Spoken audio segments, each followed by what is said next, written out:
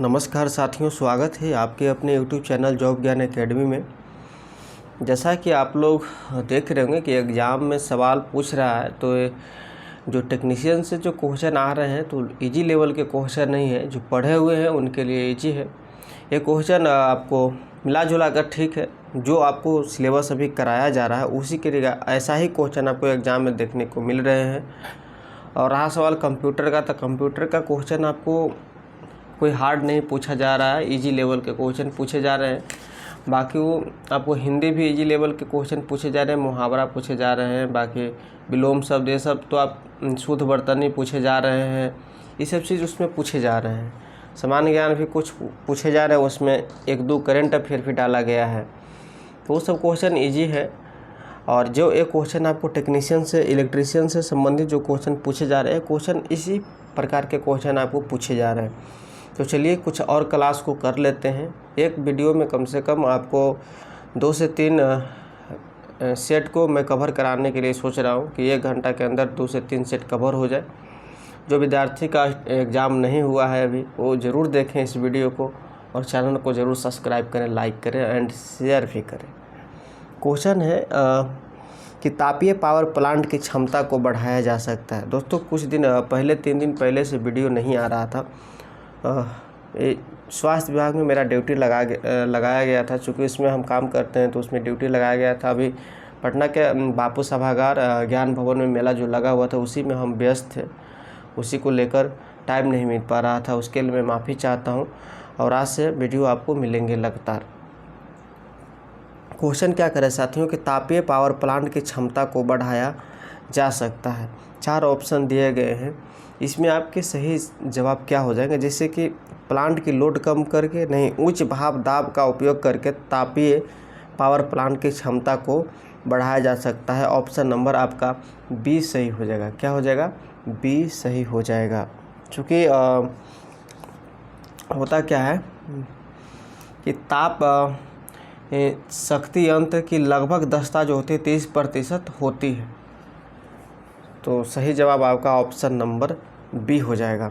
Next question की ओर हम लोग चलेंगे। क्वेश्चन है कि निम्नलिखित में से किसका अधिकतम मॉडरेटिंग अनुपात होता है। तो अधिकतम मॉडरेटिंग अनुपात होता है, इसका बराबर फार्मूला होता है माइक्रोस्कोपिक धीमा करने की शक्ति बटा अवशोषण के लिए माइक्रोस्कोपिक क्रॉस सेक्शन। तो इसका सही जवाब आपको हो जाएगा ऑप्शन नंबर है D2O, यानी भारी जल का सूत्र भी होता है D2O, भारी जल का सूत्र भी होता है, इसको याद रखिएगा। नेक्स्ट सवाल है साथियों कि विकसित देशों में किसी जनरेटिंग स्टेशन पर अधिकतम वोल्टेज कितना होता है।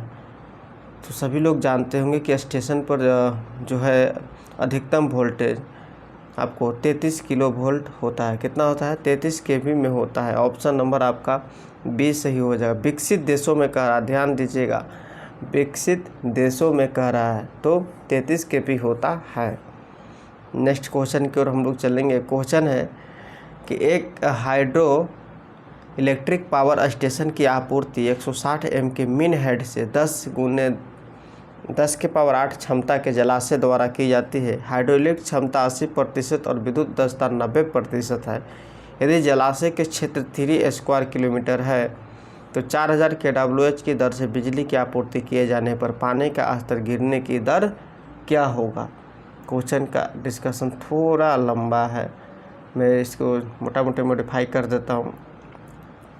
यहाँ आपको प्रश्नानुसार एच का मान दिया हुआ कितना, 160 दिया हुआ। कितना दिया हुआ? 160 दिया हुआ है। उसके बाद आपको क्यू पूछ रहा है, तो क्यू बराबर आपको यहाँ पर दिया हुआ है 10 × 10⁸ दिया हुआ है। कितना दिया? 10 × 10⁸। और आपको यहाँ ये हाइड्रो इलेक्ट्रिक दक्षता 80% और विद्युत दक्षता 90% दिया हो, तो विद्युत आपूर्ति बराबर फार्मूला ही हो जाता है। जैसे 4000 kWh है तो इसको 4 × 10⁷ WH हम लोग लिख सकते हैं। तो इसी ये आपको मेन पॉइंट हो गया क्वेश्चन के रिगार्डिंग। इसको जब सॉल्यूशन कीजिएगा तो आपको निकल कर आंसर आएगा 425, यानी ऑप्शन नंबर आपका बी हो जाएगा 0.0425। ऑप्शन नंबर आपका बी इसका हो जाएगा आंसर नेक्स्ट क्वेश्चन, कुछ क्वेश्चन हार्ड रहेंगे, उसको पर ज़्यादा ध्यान देना नहीं है, चूँकि हार्ड क्वेश्चन आपको समय ले लेंगे। अब एक क्वेश्चन यहाँ पर कह रहा है कि देखिए, इसे मैं थोड़ा सा जूम कर दे रहा हूँ।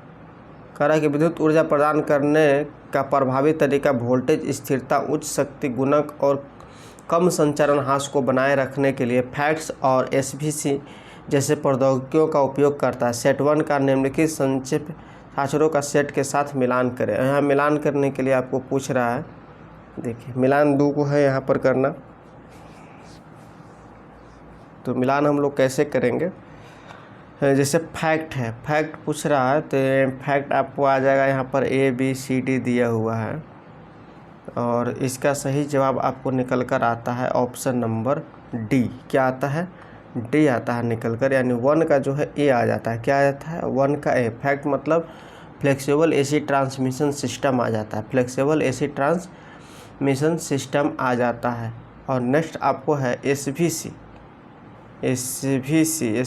आपको आ जाता है डी। क्या आ जाता है? डी। स्टैटिक वोल्टेज कंपनसेशन आ जाता है। क्या आ जाता है? स्टैटिक वोल्टेज कंपनसेशन आ जाता है। तो 1 का ए और 2 का डी हो जाएगा, ऑप्शन नंबर डी होगा आपका। नेक्स्ट क्वेश्चन की ओर हम लोग बढ़ते हैं। क्वेश्चन है कि लोड हटाने पर किसी लंबे संचरण पथ लाइन की प्राप्ति छोर का वोल्टेज प्रेषण छोर के वोल्टेज से अधिक हो जाता है, इस परिघटना को क्या कहते हैं? आप लोग लाइक नहीं करते, प्लीज़ ज़रूर लाइक कीजिए। क्लास को इंटरेस्ट बनाकर आप लोग पढ़िएगा तो क्वेश्चन समझ में आएगा, तो ये हर सिलेबस से हटके है। क्वेश्चन है कि लोड हटाने पर किसी लंबे संचरण पथ लाइन के प्राप्ति छोर का वोल्टेज प्रेषण छोर के वोल्टेज से अधिक हो जाता है, तो इस परिघटना को क्या कहते हैं? तो ऑप्शन नंबर बी हो जाएगा, फेरांटी प्रभाव कहते हैं। क्या कहते हैं? फेरांटी प्रभाव कहते हैं, option number B. Next question है कि प्राथमिक संचरण में विद्युत आपूर्ति लोड सेंटर तक किसके द्वारा ट्रांसमिट की जाती है? बस वीडियो को हमारे साथ देखते रहिए, सुनते चलिए। प्राथमिक संचरण में विद्युत आपूर्ति लोड सेंटर तक किसके द्वारा ट्रांसमिट की जाती है? तो लोड सेंटर किसके द्वारा, यानी 3 फेज यानी 3 फेज 3 वायर द्वारा ट्रांसमिट की जाती है, ऑप्शन नंबर सी हो जाएगा। और आपको टेलीग्राम जॉब ज्ञान एकेडमी का जो टेलीग्राम पेज है, नीचे डिस्क्रिप्शन बॉक्स में लिंक दिया हुआ है, उसमें आपको 3 सेट डाले हैं एग्जाम ओरिएंटेड प्रीवियस ईयर, जो ही पिछले साल जो सवाल पूछा गया था पिछले जो वैकेंसी में, हूबहू उसी के पैटर्न पर जो क्वेश्चन था उसको उसमें डाले हैं। उसको आप लोग सोल्व कर लीजिए जिनका एग्ज़ाम नहीं हुआ। 3 सेट उसमें डाला गया है, जाकर देखिए। क्लास ख़त्म होने के बाद आप लोग देखिएगा। नेक्स्ट है कि 4 बिंदु परिवर्तक कौन सी सुविधा प्रदान करने के लिए उपयोग किए जाते हैं? तो 4 बिंदु परिवर्तक जो है ये आपको क्षेत्र नियामक द्वारा विस्तृत परस्पर गति नियंत्रण के लिए किए जाते हैं। ऑप्शन नंबर आपका डी सही हो जाएगा। क्या हो जाएगा? डी सही हो जाएगा। नेक्स्ट क्वेश्चन है कि अंतराध्रुव इंटरपोल का मुख्य कार्य दिश धारा मोटर के भारित लोड होने पर ब्रश और दिक् परिवर्तक कंप्यूटरेटर के बीच को कम करना है। अंतराध्रुव इंटरपोल का मुख्य कार्य दिश धारा मोटर के भारित लोड होने पर ब्रश और दिक् परिवर्तक कंप्यूटरेटर के बीच क्या कम होता है? तो ऑप्शन नंबर बी हो जाएगा, स्फुलिंग को कम करना, स्फुलिंग को कम करना है। नेक्स्ट क्वेश्चन है, एक 4 पोल 500 भी शंट मोटर में इसके आर्मेचर पर 720 तरंग संयोजित कंडक्टर लगे हुए हैं। पूर्ण भार आर्मेचर धारा 60 एम्पियर और अभिभाव प्रति पोल 0.03 WB है। तो आर्मेचर प्रतिरोध 0.2 ओम और संपर्क पात प्रति ब्रश IV है। तो मोटर की पूर्ण भार गति क्या है? कह रहा है कि एक 4 पोल 500 वोल्ट शंट मोटर में इसके आर्मेचर पर 720 तरंग संयोजित कंडक्टर लगे हुए हैं। पूर्ण भार आर्मेचर द्वारा 60 एम्पियर है और अभिभाव प्रति पोल 0.03 WB है। तो आर्मेचर प्रतिरोध 0.2 ओम और संपर्क पात प्रति ब्रश 1 वोल्ट है। तो मोटर की पूर्ण भार गति क्या है? यानी कि इसका आपको निकल कर आ जाएगा n बराबर 486 बट्टा 0.72। सोल्व करने के बाद 486 बट्टा 0.72 यानी 675 RPM आ जाएगा। ऑप्शन नंबर बी आ जाएगा। बस सिर्फ देखते चलिए, सोल्यूशन करना डिफ़िकल्ट हो जाएगा। यहाँ पर सोल्यूशन भी हम लोग करते हैं इसको। डीसी मोटर का बैक EMF बराबर, तो EB बराबर होता है formula V - IA two RA minus brush वोल्टता प्राप्त, यानी 500 में से 60 गुने 0.2 माइनस 2 गुने 1, तो 500 माइनस 12 माइनस 2 यानी 486 आ जाता है निकल कर। तो 486 बराबर यहाँ पर लग जाएगा 720 गुने 4 गुने 0.03 गुने n बटा 60 गुने यहाँ पर 2 आ जाएगा। जो पढ़े हुए उनको फार्मूला याद होगा, जब इसे सोल्यूशन कीजिएगा तो काट छाट के 675 RPM आ जाएगा। नेक्स्ट क्वेश्चन है, क्वेश्चन की ओर चलेंगे। क्वेश्चन है कि डीसी मोटर में एक परिदृश्य पर विचार करें। तो डीसी मोटर में एक परिदृश्य पर विचार करना क्या है, ये ऑप्शन नंबर यहाँ पर बी आ जाएगा कि F बराबर BIL साइन थीटा न्यूटन्स। कह रहा है कि जब एक कंडक्टर जिसकी लंबाई L है, एक चुंबकीय क्षेत्र जिसकी ताकत H, फ्लक्स का घनत्व B है के अंदर रखा गया और करंट I, करंट मतलब I कंडक्टर के माध्यम से बह रहा है, तो उस पर बल F क्या होगी। तो F बराबर होता है BIL साइन थीटा न्यूटन्स हो जाएगा। ऑप्शन नंबर आपका B सही हो जाएगा, क्योंकि डीसी मोटर में बल की दिशा फ्लेमिंग के बाएं हाथ के नियम द्वारा ज्ञात की जाती है। चलिए आगे हम लोग बढ़ते हैं। क्वेश्चन है कि पूर्ण भार 1500 RPM की गति पर संचालित एक 200 वोल्ट डीसी श्रेणी मोटर 40 एम्पीयर धारा को लेती है। इसका प्रतिरोध 0.1 ओम है और क्षेत्र असंतृप्त है। इसके द्वारा परिवर्तन के समय रेटेड बलाघूर्ण प्राप्त किया जाना वांछित है। आवश्यक प्रतिरोध की गणना कीजिए। तो सही जवाब क्या हो जाएगा, ऑप्शन नंबर ए आपका 4.9 ओम हो जाएगा जी। पूर्ण भार 1500 RPM है। क्या करा, पूर्ण भार 1500 RPM है, उनकी गति पर संचालित एक 200 वोल्ट डीसी, यानी I बराबर यहाँ पर क्या दिया हुआ देखिए, I बराबर है आपको 40, इसको फ्रेश कर देते हैं। I बराबर क्या है 40, V बराबर कितना है 200 यहाँ दिया हुआ है ना। अब कह रहा है, तो अब यहाँ से 40 बराबर फार्मूला लगाएंगे 40, यानी I बराबर 200 बटा R प्लस 0.1 इसका फार्मूला होता है। जब इसे सॉल्यूशन कीजिएगा तो आएगा R प्लस 0.1 बराबर 200 बटा 40, काट कूट कीजिएगा तो 5 माइनस 0.1 बराबर आ जाएगा 4.9। क्या आ जाएगा 4.9 आ जाएगा। इसीलिए आपका ऑप्शन नंबर ए मैंने बताया था कि ऑप्शन नंबर ए हो जाएगा। नेक्स्ट क्वेश्चन है कि डीसी मोटर का स्टार्टिंग प्रतिरोध सामान्यतः क्या होता है। डीसी मोटर का स्टार्टिंग प्रतिरोध सामान्यतः क्या होता है, ये होता है लगभग 1 से 10 ओम होता है, लगभग 1 से 10 ओम के बीच होता है। और न्यूनतम पूछा जाएगा आपसे तो 0.5 से 1 एम होता है। Option number D. Next number सवाल की ओर हम लोग बढ़ेंगे। सवाल आगे है, बस आप लोग लाइक नहीं करते हैं, क्लास को ज़रूर लाइक कीजिए। जो विद्यार्थी चैनल पर नए हैं तो चैनल को ज़रूर शेयर भी कीजिए और सब्सक्राइब भी कीजिए। क्वेश्चन है मेरे साथियों कि ट्रांसफार्मर में निम्नलिखित में से कौन सी वाइंडिंग का क्रॉस सेक्शनल क्षेत्र अधिक होता है। कह रहा है कि ट्रांसफार्मर में निम्नलिखित में से कौन सी वाइंडिंग का क्रॉस सेक्शनल क्षेत्र अधिक होता है। तो जवाब आपके क्या आ जाएंगे सही निकल कर कि कम वोल्टेज वाइंडिंग में होता है। ऑप्शन नंबर बी, यानी ट्रांसफार्मर में कम वोल्टेज वाइंडिंग का क्रॉस सेक्शनल क्षेत्र अधिक होता है। ऑप्शन नंबर आपका बी सही होगा। क्या होगा, बी नंबर सही होगा। नेक्स्ट नंबर सवाल है आपके सामने कि एसी मशीनों में वितरित कुंडली के संदर्भ में निम्नलिखित में से कौन सा विकल्प गलत है। ऑप्शन नंबर डी आपको निकल कर आएगा, डिस्टॉर्टिंग हार्मोनिक्स को हटाया नहीं जा सकता। डिस्टॉर्टिंग हार्मोनिक्स को हटाया नहीं जा सकता है। ऑप्शन नंबर डी आपका सही होगा। नेक्स्ट क्वेश्चन है कि लैंप तथा वेव वाइंडिंग में मुख्य अंतर है। लैंप तथा वेव वाइंडिंग में मुख्य अंतर क्या है। तो ऑप्शन नंबर ए हो जाएगा, समानांतर पथों की संख्या में। समानांतर पथों की संख्या में लैंप तथा वेव वाइंडिंग में मुख्य अंतर है समानांतर पथों की संख्या में। आगे की ओर हम लोग बढ़ेंगे। आगे है कि शुद्ध प्रतिरोध भार वाले एक सिंगल फेज फुल कन्वर्टर के लिए विलंब कोण रिक्त स्थान के बीच होता है, जो रिक्त स्थान वोल्ट के बीच आउटपुट वोल्टेज उत्पन्न करता है। मैं इसे फिर से क्वेश्चन पढ़ूंगा आंसर के साथ में। कह रहा है कि शुद्ध प्रतिरोध भार वाले एक सिंगल फेज फुल कन्वर्टर के लिए विलंब कोण यानी डिले एंगल आपको 0 यहाँ पर आ जाता है 0 के बीच होता है, जो 0 to π/2 के बीच होता है। उसके बाद 2 वोल्ट मीटर प्रति पाई टू 0 के बीच आउटपुट वोल्टेज उत्पन्न करता है। ऑप्शन नंबर आपका डी सही होगा। क्या होगा? ऑप्शन नंबर डी सही होगा। नेक्स्ट क्वेश्चन है कि यदि एक तुल्यकालिक मोटर चालू होती है तो लेकिन पूर्ण बलाघूर्ण विकसित नहीं कर पाती है, तो इसका संभावित कारण क्या हो सकता है? इसका संभावित कारण क्या हो सकता है, आप लोग बताइए। सही जवाब हो जाएगा ऑप्शन नंबर डी, उपरोक्त में से कोई एक।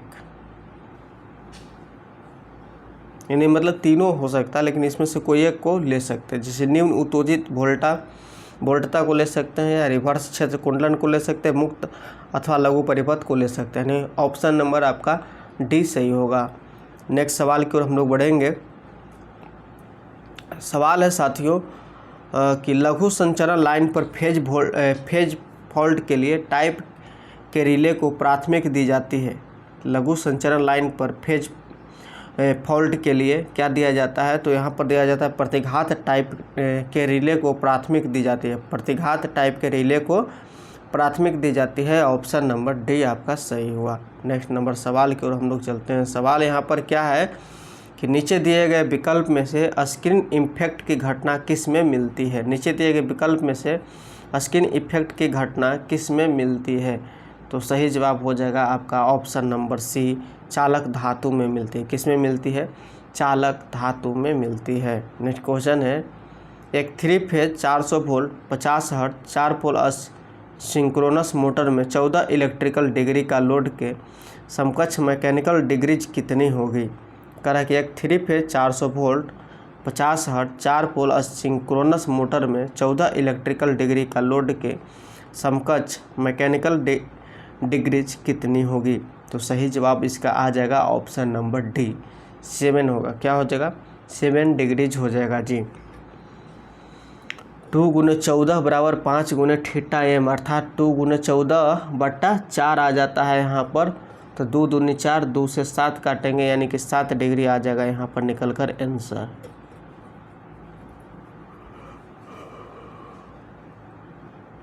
चलिए आगे की ओर हम लोग बढ़ते हैं। क्वेश्चन है कि सप्लाई लाइन के आर पार एक संधारित्र कैपेसिटर लगाया जाता है। दोस्तों इसमें कुछ आवाज़ भी जा रहा है, जो कि फ़ैन चल रहा है, गर्मी बहुत ज़्यादा है इसलिए फ़ैन चालू किए हैं। क्वेश्चन है कि सप्लाई लाइन के आर पार एक संधारित्र कैपेसिटर लगाया जाता है। इसका जवाब क्या हो जाएगा कि शक्ति गुणांक बढ़ाने के लिए लगाया जाता है। ऑप्शन नंबर आपका ये सही होगा। नेक्स्ट क्वेश्चन है कि एक समान उत्तेजना के साथ चल रहा तुल्यकाली मोटर लोड में परिवर्तन समायोजित करने के लिए निम्न में से किसमें परिवर्तन लाता है? कह रहा है कि एक समान उत्तेजना के साथ चल रहा तुल्यकाली मोटर लोड में परिवर्तन समायोजित करने के लिए निम्न में से किसमें परिवर्तन लाता है? तो सही जवाब आपका हो जाएगा ऑप्शन नंबर सी, टॉर्क कोण में लाता है। क्या लाता है? टॉर्क कोण में लाता है। क्या हो जाएगा? टॉर्क कोण में लाता है। ऑप्शन नंबर सी आपका सही जवाब हो जाएगा। नेक्स्ट क्वेश्चन है, आर्मेचर प्रतिक्रिया में रिक्त स्थान के लिए ब्रशों को बिल्कुल चुंबकीय न्यूट्रल अक्ष पर रखा जाता है। तो सही जवाब हो जाएगा ऑप्शन नंबर ए, आर्मेचर प्रतिक्रिया को कम करने के लिए ब्रशों को बिल्कुल चुंबकीय न्यूट्रल अक्ष पर रखा जाता है। ऑप्शन नंबर ए आपको सही होंगे। नेक्स्ट सवाल है कि जल विद्युत अल्टरनेटर की तुलना में टर्बो अल्टरनेटर के रोटर का व्यास छोटा होता है, जिसका कारण है? कह रहा है कि जल विद्युत अल्टरनेटर की तुलना में टर्बो अल्टरनेटर के रोटर का व्यास छोटा होता है, जिसका कारण है ऑप्शन नंबर ए, उच्च घूर्णन गति पर कार्य करना। उच्च घूर्णन गति पर कार्य करना। नेक्स्ट नंबर सवाल की ओर चलते हैं। सवाल है कि शक्ति गुणक सुधारने की विधियाँ। शक्ति गुणक सुधारने की विधियाँ हैं, क्या है? तो इसमें हो जाएगा ऑप्शन नंबर सी, कला अग्रकारी का प्रयोग करके। कला अग्रकारी का प्रयोग करके शक्ति गुणक सुधारने की विधियां हैं। नेक्स्ट क्वेश्चन है, एक अल्टरनेटर का वोल्टेज विनियमन कम होता है जब लोड सर्किट में होता है। एक अल्टरनेटर का वोल्टेज विनियमन कम होता है जब लोड सर्किट में होता है। क्या जवाब हो जाएगा? ऑप्शन नंबर डी, घटता हुआ पावर फैक्टर। घटता हुआ पावर फैक्टर। नेक्स्ट क्वेश्चन है कि इनमें से कौन सा सिंगल फेज इंडक्शन मोटर का एक प्रकार नहीं है। ने ऑप्शन नंबर सी हो जाएगा slip ring induction motor. Slip ring induction motor का एक प्रकार नहीं है। नेक्स्ट सवाल है एकल मार्ग संधारित्र एवं संचालित सिंगल फेज प्रेरण मोटर के संबंध में इनमें से कौन सा विकल्प सही नहीं है। तो ऑप्शन नंबर सी सही हो जाएगा। इसे भारी लोड के साथ परिवर्तित किया जा सकता है। इसे भारी लोड के साथ परिवर्तित किया जा सकता है। कह रहा है कि एकल मार्ग संधारित्र एवं संचालित सिंगल फेज प्रेरण मोटर के संबंध में इनमें से कौन सा विकल्प सही नहीं है। इसे भारी लोड के साथ परिवर्तित किया जा सकता है। नेक्स्ट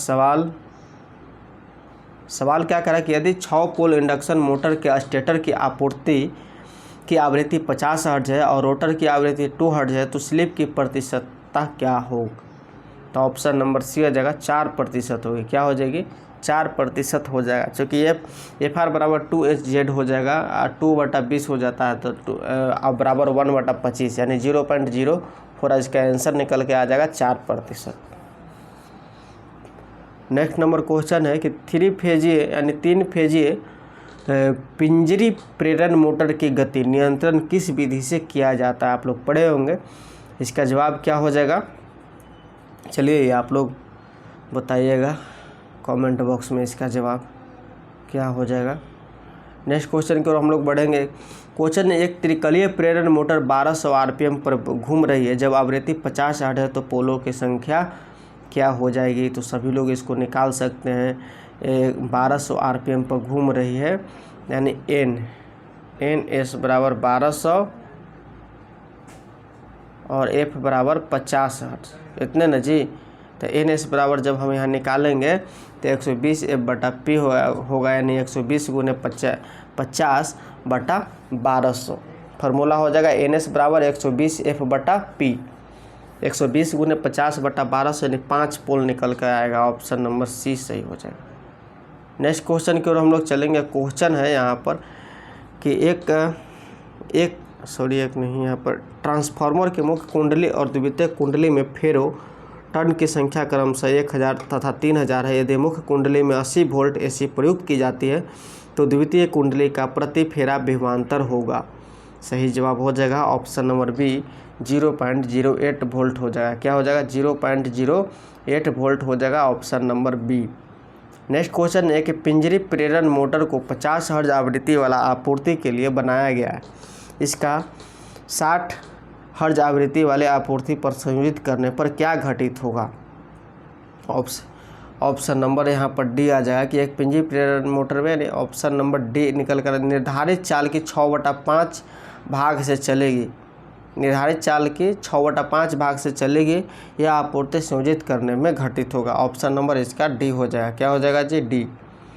नेक्स्ट क्वेश्चन है कि आयल ब्लास्ट कूलिंग किस दस्ता के ट्रांसफार्मर के लिए किया जाता है। ये किया जाता है लेस देन 500 kVA के लिए किया जाता है। ऑप्शन नंबर आपका सी सही हो जाएगा यानी उच्च मान के ट्रांसफार्मर में किया जाता है 500।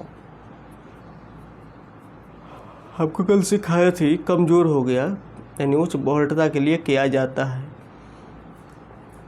आगे हम लोग बढ़ते हैं। आगे क्वेश्चन है कि ट्रांसफार्मर शॉर्ट सर्किट टेस्ट का मुख्य उद्देश्य क्या निर्धारित करना होता है। तो ट्रांसफार्मर शॉर्ट सर्किट टेस्ट का मुख्य उद्देश्य जो है कॉपर ग्लास निर्धारित करना होता है। क्या होता है कॉपर ग्लास का निर्धारित करना होता है। इसमें एलवी वायरिंग में शॉर्ट किया जाता है।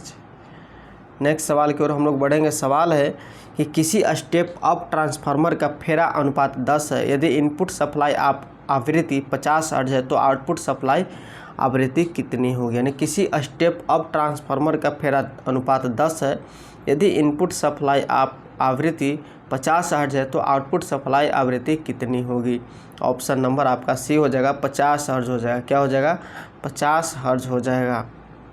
नेक्स्ट सवाल है कि एक दहनशील दीवार में एक आउटलेट बॉक्स जुड़ा होना चाहिए। एक दहनशील दीवार में एक आउटलेट बॉक्स जुड़ा होना चाहिए। तो ऑप्शन नंबर सी आ जाएगा सही कि वह तैयार दीवार की सतह के साथ फ्लश्ड हो। वह तैयार दीवार की सतह के साथ फ्लश्ड हो इसलिए जुड़ा होना चाहिए। नेक्स्ट क्वेश्चन है कि विद्युत वायरिंग में किस अधिनियम का पालन किया जाना चाहिए। तो विद्युत वायरिंग में आपको किस अधिनियम का पालन किया जाना चाहिए, तो सही जवाब आपको निकल कर आ जाएगा